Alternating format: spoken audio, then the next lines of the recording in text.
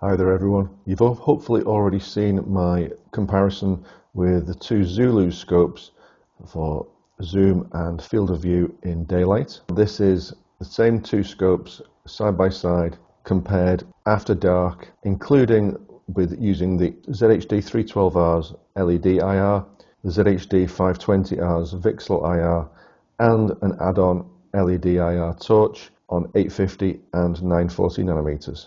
Enjoy. It's a week after summer solstice. The days are getting shorter slightly. I'm out in the same spot. I'm outside. So there's the shed, about 35 metres. 10:15, 15 minutes after sunset, and I'm just setting these two scopes up. I'll be back out in a bit once it's a bit darker. There is an absolute blizzard of midges around my head, so I'm going to go and spray some more bug spray on. This is the downside of living in the country on the west coast. Both scopes on minimum mag, both pretty bright. Base mag 3 times on the 312 and 5 times on the 520. I've just put it onto night vision. Slight refocus for infrared on both scopes. And I just wanted to show you right now, looking out to 400 metres there, and those birds flying around in the foreground are not 100 metres away. They're not birds, those are bats. They are hoovering up these midges, and we'll be putting a lot of bat boxes up ASAP. I'm not sure I recorded the daylight bit a second ago, so let me just pop them both back into day mode. It's an hour after sunset, exactly. You can definitely no longer see green grass with the naked eye. But at 400 metres, both scopes are looking well, especially the 520 is looking a little bit grainy in day mode. It's a bit speckly, but the 312 is performing very well out to 400 metres in daylight mode. One hiccup just then was I forgot that when you flick from day to night, you have to manually restart recording. So I'll be requesting the team at Arken, be asking if they can put into firmware to auto resume recording, both on startup and on switching between day mode and night mode. So I'm just waiting for it to get a little bit darker, but that performance is brilliant. And if I do switch both into night mode right now, so let's just activate the LRF. Okay, so you can see that the LRF in night vision mode is pretty much bang on the LRF's daylight aiming cross on the ZHD520R. 42 metres to the top of that shed, so the apex. Okay, and it's telling me I've not got ballistic data loaded, which is fine. And let's do the same exercise with the ZHD312R. Yep, its aiming box is spot on, pretty much, near as damn it, for the LRF's daylight aiming cross. And that's showing 35 metres. Okay, 36 metres to the apex. So there's a slight discrepancy between the two scopes. And I can feel midges crawling all over my hands. Great. Back on the 520 for a second. Yes, so there's a 4 metre discrepancy between these two LRFs. I'll report that back to Arken. Not ecstatic about that, but it's not the end of the world. An hour and 5 minutes after sunset, so let's pop the ZHD312R's LED IR on. Okay, it's on level 1, a slight focus, and on the 520, it's pretty bright on that as well. Let's just check, without getting my hands in the way of the lens, if I can focus the... Yes, I can make that a lot brighter. So it actually whites out. That's by concentrating the beam just by focusing it with a lens at the front. So that's great.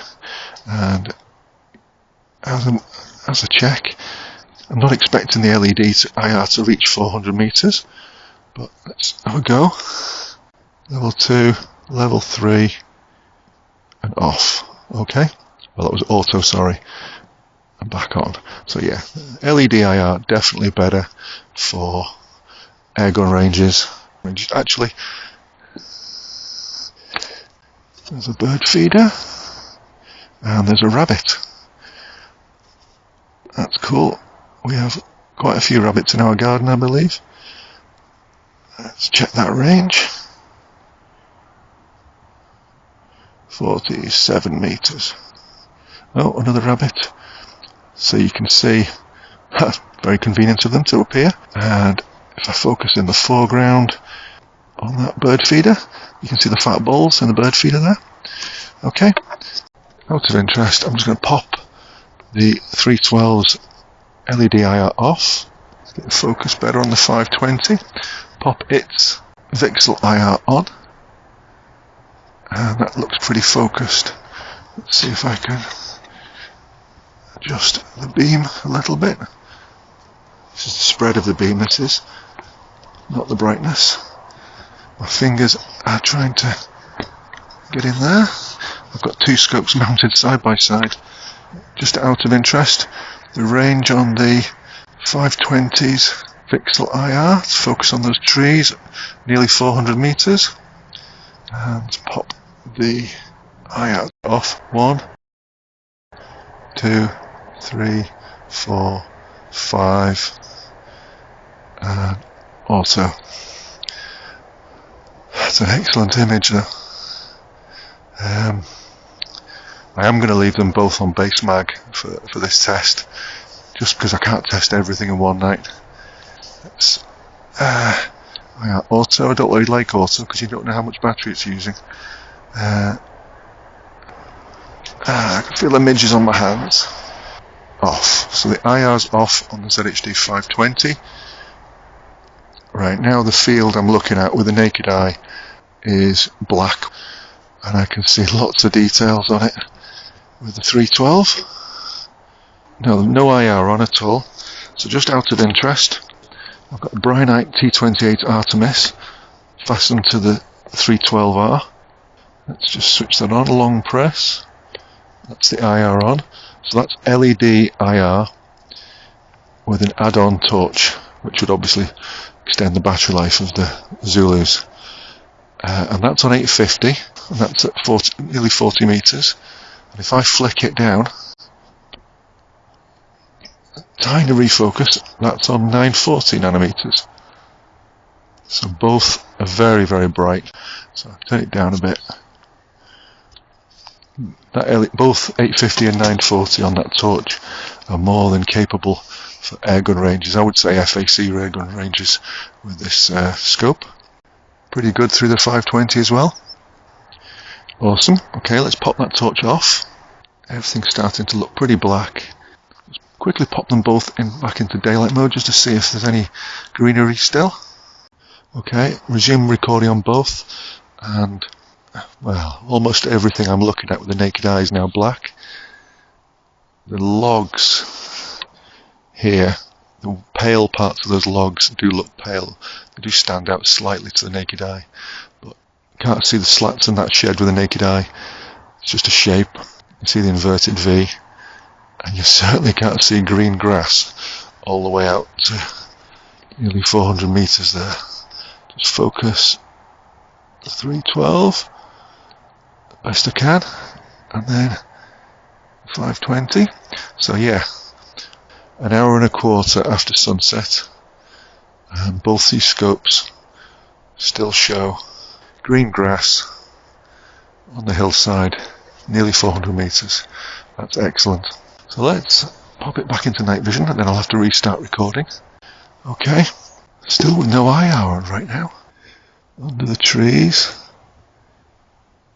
Pretty impressive that, with that view with no IR. But the minute I pop the IR on, and this is the onboard LED IR on the ZHD312R, pop that on. Crisp image, and this is at minimum IR, level 1. Let's start ranging just so you know what we're looking at. So that's 31 meters, 33, 47 meters. There's trees over there, 49 meters. I wasn't going to put the IR on much higher because obviously the tree leaves in the foreground are going to reflect the white back. That's level 2, and that's level 3. So not really much change on the 49 metre trees there, sorry 52 metres these are now, because the scope is auto adjusting for the light reflecting back. So if I put it onto auto, not impressive, IR off, and IR back onto level 1, that's fine, that is awesome. So 51 metres to that tree, 35 to that little seat, 23 to the feeder, and you can see if I just move it to the left, 46, back to 23, a little bit to the right, 46 again. In daylight, that's how you can tell you're arranging the right thing, or how you can check your LRF position relative to the daylight aiming box. Let's have a look over here, 36 metres, and distant hilltops a lot fainter there. You can see the IR, 353, 352, 372. You can see the IR of the LRF splash reflecting back off the trees on the skyline there, which is well cool.